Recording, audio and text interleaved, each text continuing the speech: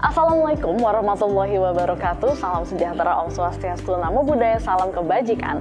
Pembelajar hebat, terima kasih telah menjadi penonton setia channel ini. Selamat datang kembali di channel Public Speaking, Motivasi, Self-Development, dan Leadership kebanggaan kita semua. Apa kabar? Hari ini semoga selalu dalam keadaan baik.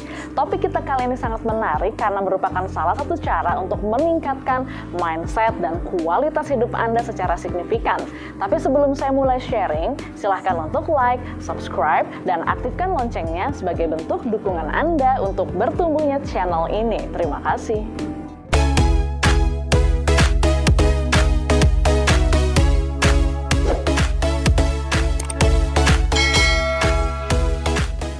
Pada video sebelumnya, saya sudah berbagi tentang kisah mama mertua versus menantu. Pada video kali ini saya akan lebih detail berbagi hasil risetnya. Semoga Anda jadi lebih waspada, dan jika sudah terlanjur terjadi, yuk fokus pada solusi demi kebaikan bersama. Cukup banyak kasus perceraian terjadi karena konflik mertua dan menantu ini.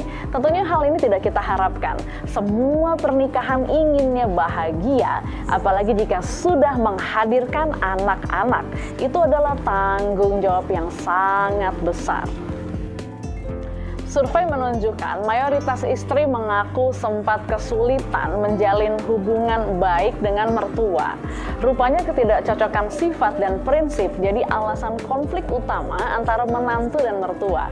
Survei yang diinisiasi oleh teman Bumil dan Populix tahun 2021 melibatkan 995 responden menantu di seluruh Indonesia, dan hasilnya 32% mengaku ketidakcocokan sifat dan perilaku kerap memunculkan konflik dengan mertua. Dan nggak cuman itu, adapun penyebab konflik yang ditemukan dalam survei antara lain nih, mertua ikut campur dalam urusan rumah tangga, itu 17% memicu konfliknya. Oke, lalu dalam mengurus anak itu 14%. Lalu kritik mertua dalam proses kehamilan memicu konflik sebanyak 7%, dan ada penyebab lain yang beragam itu 3%. Psikolog Ajeng Raffiando menuturkan, perbedaan ekspektasi masing-masing pihak juga bisa memicu konflik menantu dan mertua. Menantu dan mertua masing-masing memiliki asumsi dan ekspektasi. Namun, ekspektasi dan asumsi ini sering tidak sesuai kenyataan sehingga memicu konflik. Maka masa pendekatan yang dilakukan dengan calon suami itu nggak cukup. Calon mertua dan menantu juga perlu melakukan penyesuaian sebelum akhirnya menjadi satu keluarga. Calon menantu perlu sadar bahwa dirinya adalah pendatang baru dalam keluarga calon pasangan. Tiap keluarga memiliki kebiasaan dan budaya berbeda, sehingga calon menantu diharapkan mau terbuka terhadap hal-hal baru dalam keluarga tersebut dan melakukan penyesuaian diri, apalagi jika tinggal serumah dengan mertua. Sementara itu, pada pasangan yang sudah memiliki anak, cara memandikan, cara mengganti popok itu juga dapat memicu konflik besarnya 48%.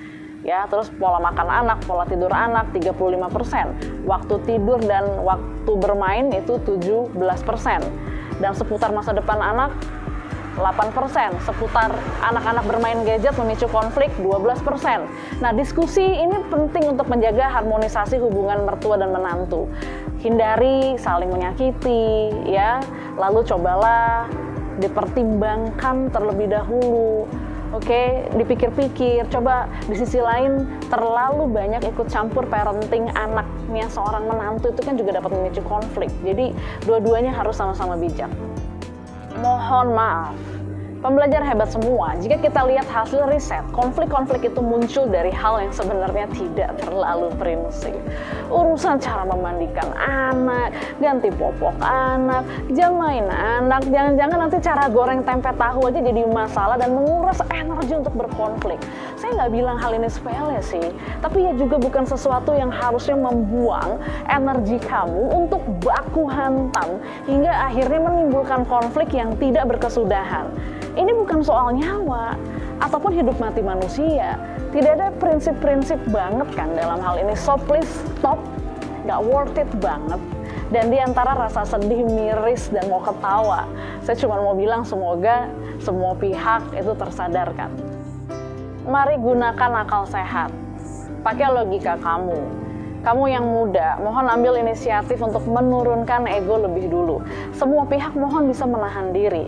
Dalam sebuah keluarga besar, memang seringkali pihak yang lebih senior berusaha mempertahankan peran otoritatif mereka. Dampaknya mendominasi pengambilan keputusan dan membuat tidak nyaman pihak lain termasuk menantu. Ada banyak ibu mertua yang selalu merasa lebih tahu, merasa lebih segala-galanya, merasa lebih bertanggung jawab. Dampaknya menantu merasa selalu disalahkan untuk semua urusan. Sebagian orang tua berkeyakinan bahwa tidak ada seorang pun yang cukup layak untuk menjadi pasangan anak mereka. Siapapun menantu dipandang sebelah mata. Jika mindsetnya begini sampai kiamat pun, tidak akan ada damai hubungan mertua dan menantu. Dua-duanya harus sadar diri dan akhirnya memang harus menurunkan ego untuk memperbaiki hubungan. Fulbright pada tahun 2013 memberikan gambaran tentang dampak yang muncul dari konflik berkepanjangan.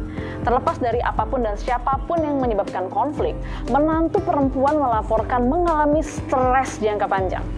Menantu perempuan mulai takut dengan pertemuan keluarga. Hubungan mertua dan menantu yang buruk itu dapat meningkat dengan cepat, menjadi racun jika tidak segera diselesaikan dengan baik dan cepat. Nah, bagaimana menyelesaikan konflik menantu dengan mertua? Prinsipnya adalah hadapi bersama pasangan. Nah, ini penting banget. Masalah apapun dalam rumah tangga yang bermula dari intervensi orang tua ataupun mertua, pasangan suami istri harus menjadi tim yang kompak. Perkuat ring satu kamu dan suami itu setelah nikah. Lingkaran yang harus benar-benar dibuat solid adalah di antara kamu dan suami. Tetap tersenyum, tetap saling percaya, menguatkan dan hadapi bersama. Kepada para suami, saat menemukan istri konflik dengan ibumu, seorang suami itu tidak patut menyalahkan istri dengan berkata hal seperti ini. Ini semua salah kamu sih, ini kan masalah kamu dengan ibuku. Itu adalah kalimat yang menyudutkan istri. Semestinya suami menjadi tim yang kompak dengan istri. Ubah mindset. Katakan dengan lembut, sayang, ini masalah keluarga kita. Mari kita hadapi bersama-sama. Insya Allah akan ada solusinya. Oke? Semoga Tuhan kuatkan ikatan cinta di antara suami istri, dapat selalu saling menguatkan melalui tantangan pernikahan yang dialami. Pernikahan adalah tentang komitmen menjalani hidup bersama dan melalui segala yang terbaik dan terburuk bersama-sama. Jika prinsip orang tua berbeda dengan kalian berdua, gak perlu mendebatnya, apalagi memusuhinya, namun juga bukan berarti harus menurutinya. Jika apa yang menurut kalian berdua itu baik dan disepakati bersama suami istri, jalan terus saja. Toh pada akhirnya, yang benar-benar menjalani pernikahan ini adalah kalian berdua. Semua di luar lingkaran itu tidak bisa mengintervensi. Kalian sudah dewasa, sudah membuat sebuah pilihan, bertanggung jawablah akan pilihan itu. Jangan pernah membiarkan siapapun merusak ring satu ini sekalipun itu orang tua. Memang butuh kesabaran, butuh proses. Semoga Tuhan berikan kekuatan. Pembelajar hebat, demikianlah sesi sharing kali ini. Pada video selanjutnya saya masih akan berbagi seputar topik public speaking, motivasi, self-development, dan leadership. Pastikan Anda sudah mengaktifkan loncengnya agar mendapat notifikasi tentang konten terbaru saya. Yang baru hadir hari ini, baru kenalan dengan Coach Prim, silahkan untuk subscribe, like, dan share video ini sebanyak-banyaknya agar manfaatnya menjangkau lebih banyak orang. Saya Primi Putri Suryatmaja, pamit undur diri. Sampai jumpa pada video selanjutnya. Terus semangat meningkatkan diri menjadi versi terbaik dirimu.